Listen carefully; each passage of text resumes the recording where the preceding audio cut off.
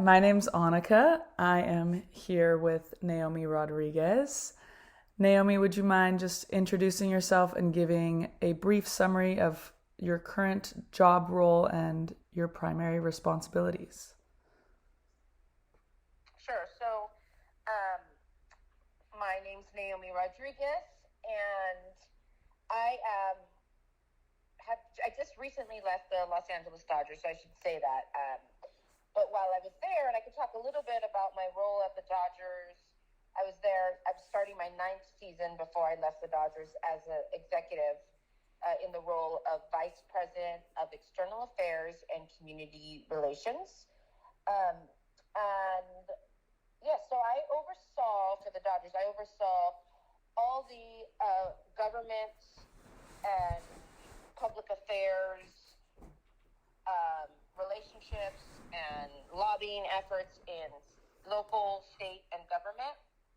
Um, and I also oversaw all the community programs for the Dodgers. I oversaw all the philanthropic giving for the Los Angeles Dodgers and neighborhood relations, Mm-hmm. all of our community programs, and also I worked closely with the players to develop their philanthropic goals off the field.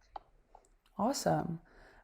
Do you mind just elaborating on sort of some key lessons you learned working with the Dodgers and then also just working in the sports industry in general?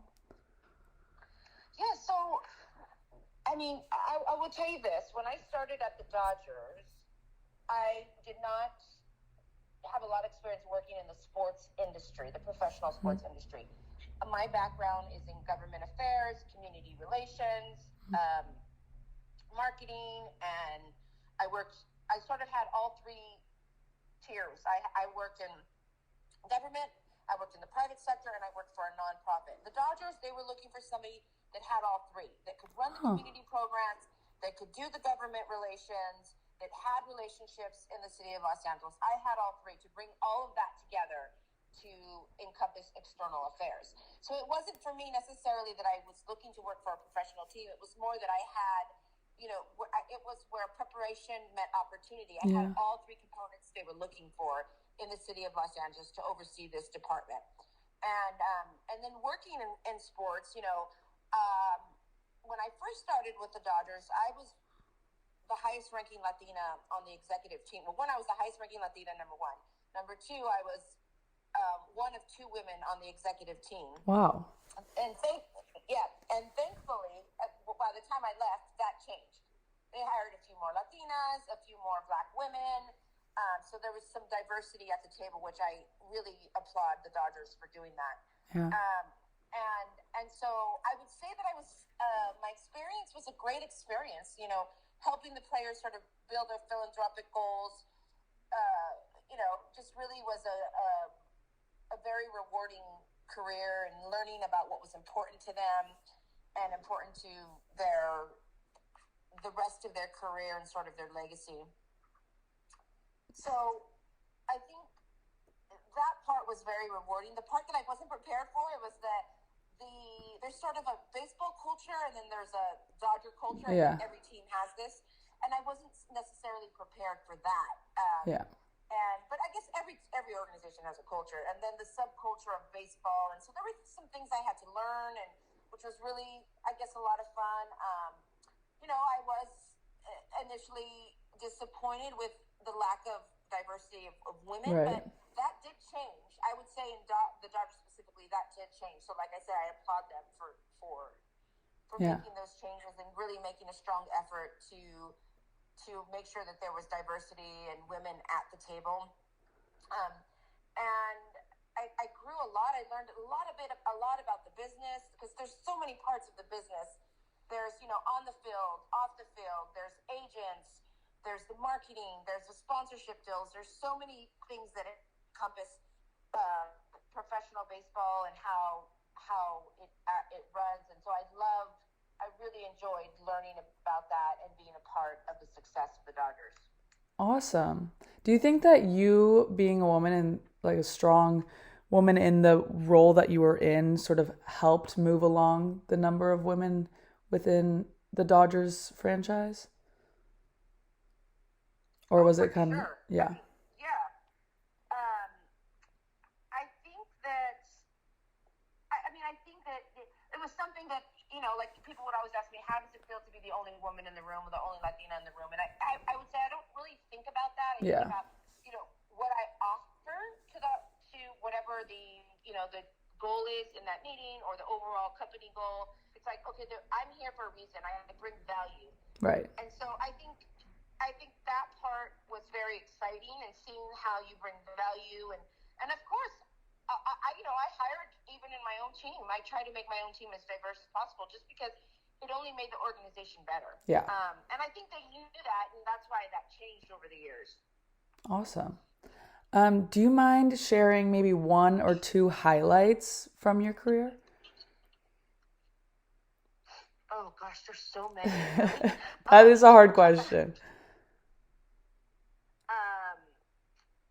Okay, because there was things that I did before, but you're talking about specifically at the Dodgers, right?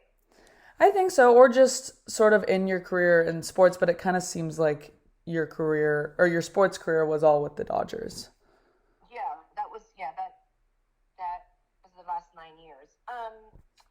Gosh, one or two highlights. I would say because I oversaw government affairs, and obviously the Dodgers won the World Series. Yeah. And then after we won the World Series, the teams visit the White House, and the president, and we were the first team. And because I see over government affairs, I planned the whole trip to the White House Oh, for our wow. team. And yeah, if you looked on my LinkedIn, you could see some pictures and stuff. You're welcome to use them if you need Okay. for your presentation or whatever. I will. And so, yeah, and so that was really very special. I think not only were we the first team in the Biden administration, but it was all through COVID. If you remember, we were the first big group after COVID to visit the White House. That's pretty special. And so it was really special. It took a lot of work on my behalf, because we had to get everyone tested, and there were certain, if you were going to be close to the president, you had to get tested twice, and just a lot of different things that needed to happen. And organizing that trip, I mean, from the moment we stepped on the grounds of the White House to the moment we left, working with his staff, I put that entire thing together. Wow. And yeah, and so that was very exciting. It was a very rewarding and very exciting. That's a highlight, and I would say all the other highlights would be like the community stops that we would do, like the community visits, and when I would take players to visit children that were sick in the hospital, or what that really came down to is understanding how incredibly impactful the platform, the Dodger platform. Yeah. It's just beyond baseball, and it reaches in the homes and the hearts, in the schools and the streets. Like the Dodger brand is just bigger than baseball, and it reaches all of these. I used to tell the players, it's a moment you spend with a child. Maybe it's signing a ball, maybe it's starting your foundation, maybe it's whatever it may be doing. Those moments are life-changing. Yeah. Just completely life-changing. And so having so many over the 8 or 9 years, having those moments with the players and using the platform for good was just very, very rewarding. Probably the best part of my job was that. Wow. Having the platform, the players, and using that for good. Awesome. I love that. All right. Lastly, do you just give a little bit of advice maybe for recent graduates or college students that are interested in pursuing a career in sports? I would say that I mean, in sports, there's so many different sort of avenues to get into sports, and what your specialty is and what your focus is. I would say number one, like own your craft, be the best at whatever it is that you're studying, that you want to be. Like, just completely master it. Yep. And every year you master it in different ways.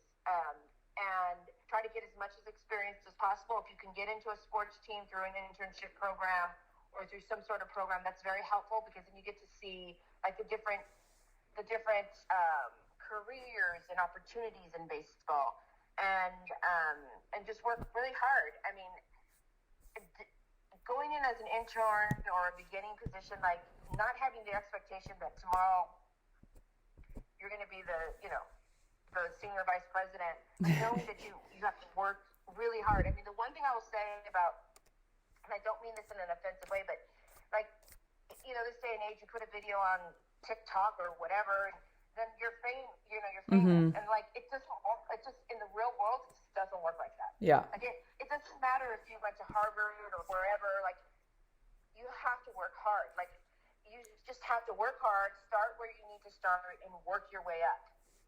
And doing a video, or it's not going to change. It's not going to happen overnight. You have to be willing to put in the work, really put in the work, humbly put in the work. Yeah. And move it forward. And, great things will happen for people that work hard. I mean, I notice people that I've hired that come in and just they're not worried about, taking a picture, getting an autograph, or the limelight, or telling everyone, I'm this big wig or whatever it is. Yep. Just getting in, doing your work, putting your head down, and good things will come. Awesome. Perfect. I could not agree more. All right. Well, I will not keep you too long, get you on your way driving. I think that's it for me. Thank you so much.